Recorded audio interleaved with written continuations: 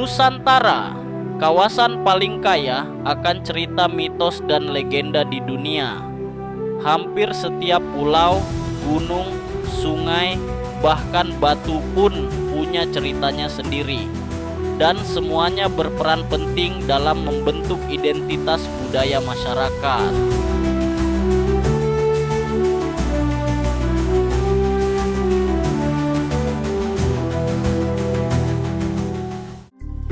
Kenapa mitos begitu kuat di Nusantara?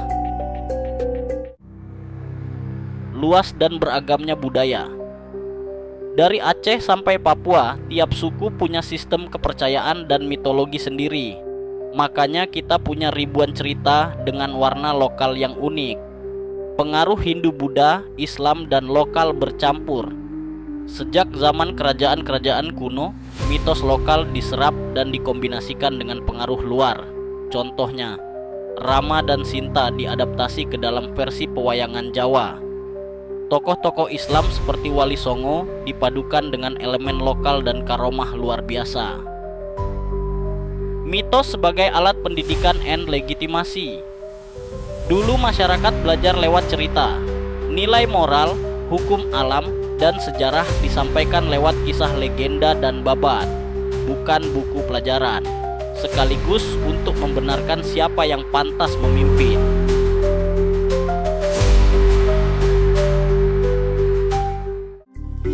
Contoh mitos terkenal Nusantara. Malin Kundang, Sumatera, menceritakan tentang anak yang durhaka kepada ibunya lalu dikutuk jadi batu. Tangkuban Perahu, Jawa Barat, menceritakan tentang seorang bernama Sang Kuryang yang jatuh cinta pada seorang wanita cantik bernama Dayang Sumbi, yang tak lain adalah ibunya sendiri. Namun, Sang Kuryang tidak tahu kalau Dayang Sumbi adalah ibunya. Nyi Roro Kidul, Jawa, Ratu Laut Selatan, penjaga keseimbangan dunia gaib. Ia dikenal sebagai ratu yang memiliki kekuatan gaib, mampu mengendalikan angin dan ombak besar. Konon, ia memimpin kerajaan bawah laut yang dipenuhi oleh makhluk-makhluk gaib dan penjaga laut.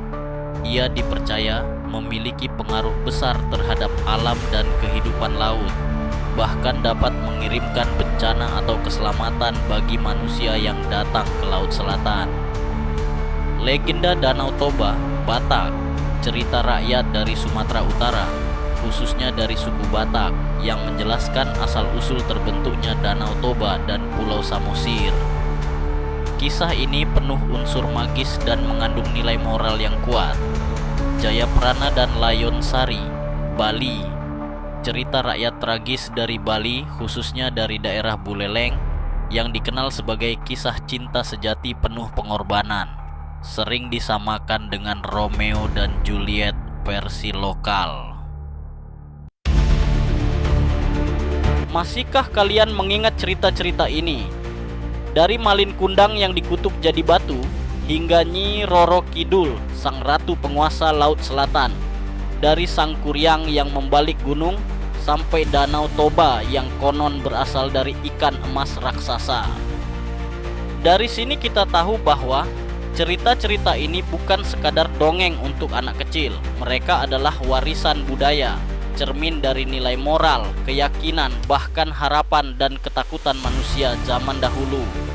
Tapi seiring waktu, mitos ini tak hanya bertahan, mereka berkembang, diceritakan ulang dengan versi berbeda, dianggap nyata oleh sebagian, bahkan dipuja. Ada yang melihat sosoknya dalam mimpi, ada pula yang mengaku pernah bertemu langsung. Bagaimana denganmu? Apakah kamu percaya bahwa tokoh-tokoh itu benar-benar ada, atau bagimu semua hanyalah kisah fiksi penuh makna? Tulis pendapatmu di kolom komentar.